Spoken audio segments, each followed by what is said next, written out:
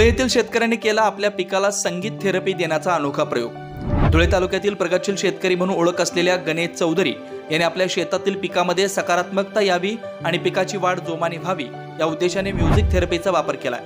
त्यामुळे या शेतकऱ्याची संपूर्ण तालुक्यासह जिल्ह्यात सर्वत्र चर्चा आहे। गणेश चौधरी हे धुळे जिल्ह्यातील प्रगतशील शेतकरी असून ते आपल्या शेतात विविध प्रयोग करत असतात। उत्तर महाराष्ट्रातील सर्वात जास्त मक्याचं पीक घेणारा शेतकरी म्हणून त्यांची ओळख असल्याचा दावा ते करतात। दरम्यान परदेशात पिकांच्या पोषक वाढीसाठी म्युझिक थेरपीचा वापर केला जातो।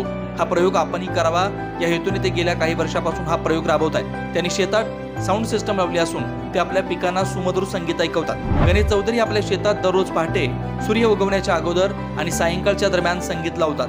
यावेळी बासरी, शास्त्रीय संगीत किंवा धूनच वाजवली जाते। कोणत्याही प्रकारचे अल्बम, बॉलिवूड, धागडधिंगा गाणी वाजवली जात नाही। या संगीतामुळे शेतात आणि वातावरणात सकारात्मकता तयार होते आणि याचा कुठेतरी फायदा पीक वाढीसाठी होईल असे गणेश चौधरी यांचं मत आहे। पिकाच्या उत्पादनात फार काही फरक पडणार नाही, पण टक्केवारीमध्ये थोडासा फरक पडेल असा विश्वास त्यांनी यावेळी बोलून दाखवला। परदेशात मोठ्या प्रमाणात पिकांच्या वाढीसाठी म्युझिक थेरपीचा वापर केला जातो, तर यामुळे संगीताच्या लहरी पिकांपर्यंत पोहोचून त्यांची चांगली वाढ होते असा समज आहे। म्युझिकच्या लहरीमुळे बाळाला सकारात्मकता मिळते, मुक्या प्राण्यांनाही चांगले वाटते। ज्या सजीवाला भावना असतात त्या प्रत्येक सजीवाला संगीतामुळे सकारात्मकता जाणवते।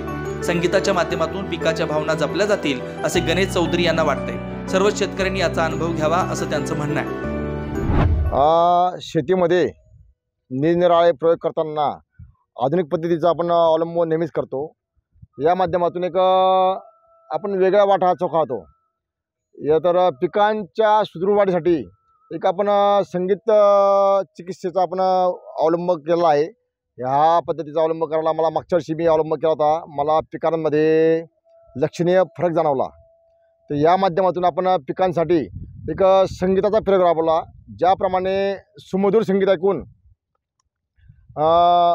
माणसाच्या स्वभावात अनपेक्षित बदल होतात, प्राण्यांमध्ये बदल होतात, त्याचप्रमाणे सजीव पिकांच्या वाढीमध्येही बदल होऊ शकतात असा एक माझा एक कयास होता।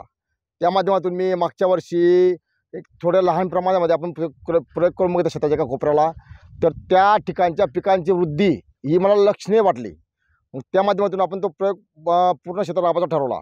मग त्याच्यातनं आपल्याला पिकांचे जे चांगले परिणाम दिसले मला, त्यातून आपण रोज पहाटे आणि सायंकाळी सूर्यास्ताच्या वेळी ज्यावेळेस पिकांची कार्यक्षमता अधिक असते, सकाळी आणि सायंकाळी, त्यावेळेस आपण हा प्रयोग राबवायचा ठरवला।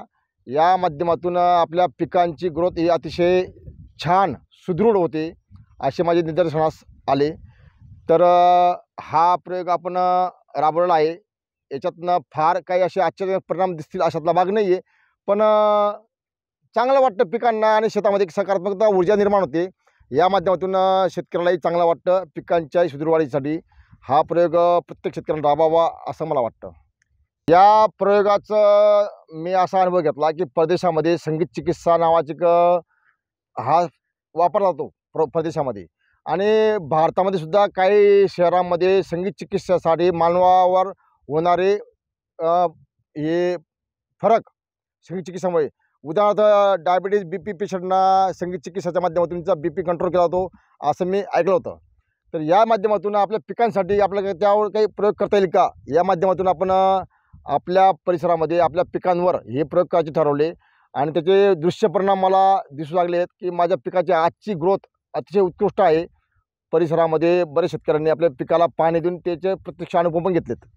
तर त्या दृष्टीने आपण परदेशातील ज्या अभ्यासपूर्ण निष्कर्ष आहेत त्याचा अवलंब करून आपण आपल्या शेतशिवारामध्ये या संगीत थेरपीचा वापर करून आपल्या पिकांच्या सुदृढ वाढीसाठी चांगलं काय करता येईल या दृष्टीने मी प्रयोग करतो, नेहमीच करतो, आणि त्याच्यातला हा एक प्रयोग आहे माझा।